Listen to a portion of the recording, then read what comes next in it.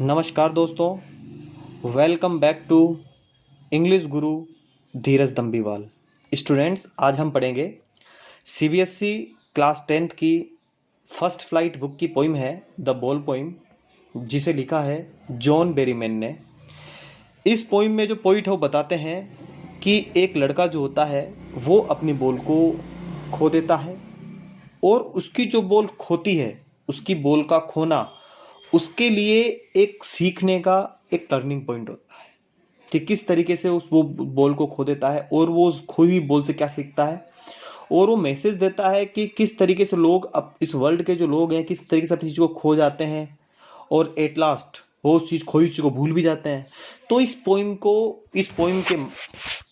Poem के जरिए जो पोइट है वो इस मैसेज देना चाह रहा है, बताना चाह रहा है। तो इस पोइम को हम स्टेंजा वाइज पढ़ेंगे। अगर किसी ने चैनल को लाइक नहीं किया है तो पहले चैनल को लाइक करें।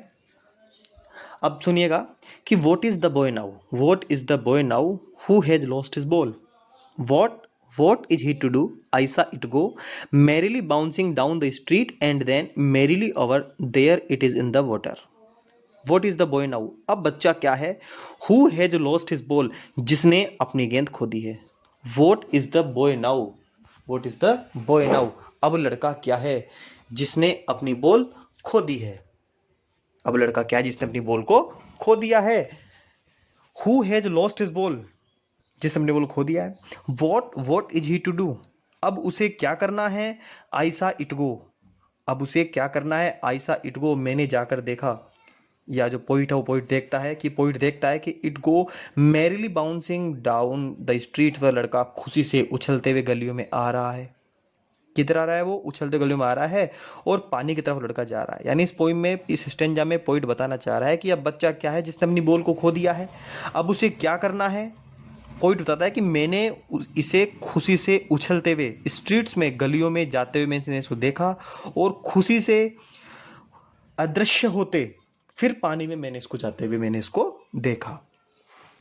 सेकंड स्टेंजा है कि no use to say O there are other balls and ultimate shaking grip fixes the boy as he stands rigid trembling staring down all his young days into the harbour where his ball went. No use to say, यह कहने से अब कोई लाभ नहीं है कि ओ there are other balls, कि तुम्हारे पास और बॉल्स भी हैं, अन्य गेंदे भी हैं। मतलब ये कहने से कोई फायदा नहीं है, कोई लाभ नहीं है कि तुम्हारे पास दूसरी गेंदे भी हैं।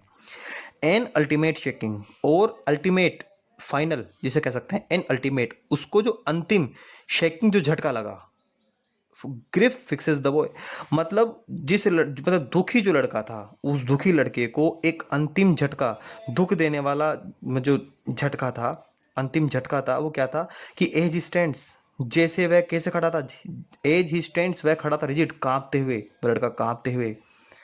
रिजिड पहले तो कठोर, एज स्टैंड्स रिजिड, यहाँ रिजिड का मीन होता है कठोर, ट्रेम्बलिंग कांपते हुए, एज स्टैंड्स रिजिड, वह कठोर कांपते हुए, staring down all his young days into the harbour, और वह किसको घूर रहा था, वह उस सारे दिन, उस अपने सारे दिनों के बारे में उस बंदरगाह को घूर रहा था जहां पर उसकी वेयर हिज बॉल वेंट, जहां पर उसकी बॉल चली गई। यानी वो जो लड़का था एज स्टैंड्स रिजिड, वह लड़का था, वह कठोर खड़ा था, ट्रेम्बलिंग कांपते हुए, स्टेरिंग डाउन वह घूर रहा था, all his young days into the harbour, मतलब अपने सारे दिनों को जो उसने बंदरगाह पर उसने बिताए थे उसको घूर कर देख रहा था।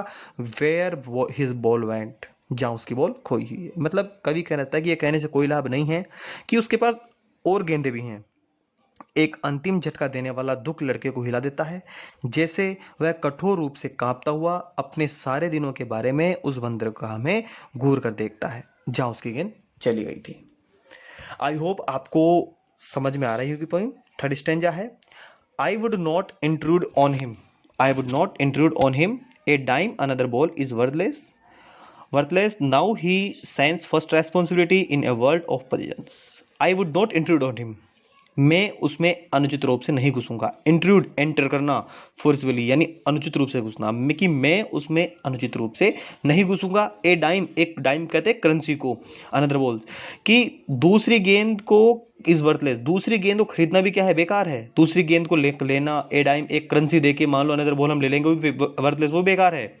नाउ ही सेंस, अब उसकी जो फर्स्ट रेस्पॉन्सिबिलिटी है, जो उसकी पहली जिम्मेदारी है वो क्या है, in a world positions, world of positions, हम कह सकते हैं भोग की दुनिया। मतलब वह जो ये भोग की जो दुनिया है वो ही उसकी पहली जिम्मेदारी का एहसास करता है। ही सेंस फर्स्ट रेस्पॉन्सिबिलिटी, मतलब इन ए वर्ल्ड ऑफ पोजीशंस, तो इसमें उसकी जो फर्स्ट रेस्पॉन्सिबिलिटी क्या है उसकी, जो भोग की दुनिया है वो उसकी फर्स्ट रेस्पॉन्सिबिलिटी है कि उनको उनकी जिम्मेदारी का एहसास करवाना। तो स्टूडेंट्स अब हम पढ़ते हैं fourth stanza. People will take balls will be lost always, little boy and no buy a ball back, money is external. People will take balls, मनुष्य गेंद लेंगे। पीपल विल टेक बॉल्स, मनुष्य गेंद लेंगे। Balls will be lost always, जो ball है वो हमेशा की तरह क्या हो जाएगी, खो जाएगी। लिटिल बॉय, छोटे बच्चों के द्वारा, मतलब मनुष्य गेंद लेंगे और छोटे बच्चे उस हमेशा उस गेंद को खो देंगे। And no one buy a ball back, और कोई भी व्यक्ति फिर से गेंद नहीं खरीदता।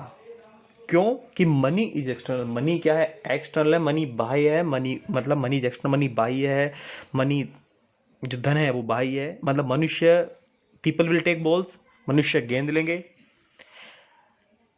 Balls will be lost always, और जो बॉल है वो छोटे बच्चे गेंद हमेशा की तरह खो देंगे।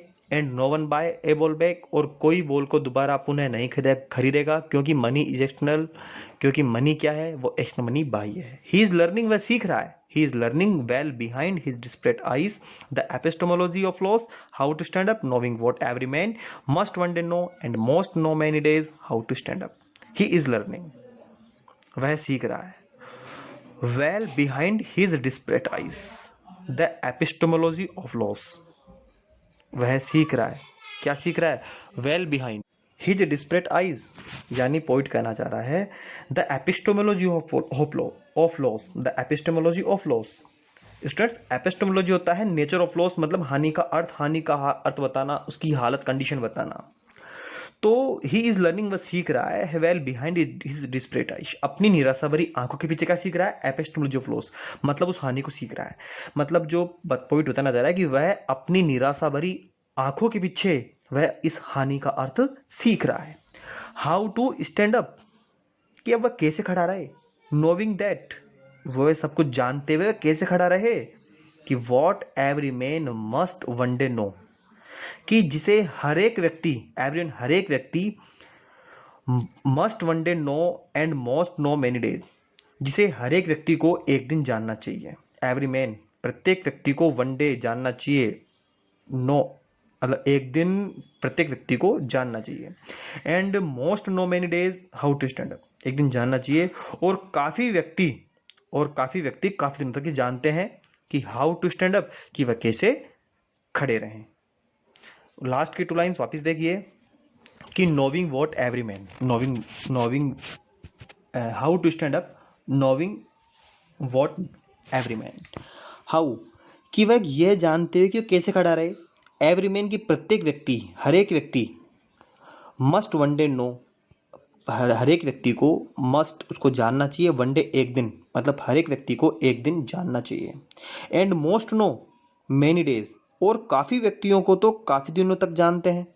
हाउ टू स्टैंड अप, कि वे कैसे खड़े रहें। तो स्टूडेंट्स, कैसे लगा आपको आज का हमारा वीडियो। अगर आपको वीडियो पसंद आया हो तो प्लीज़ हमारे चैनल को लाइक, सब्सक्राइब और शेयर करना ना भूलें।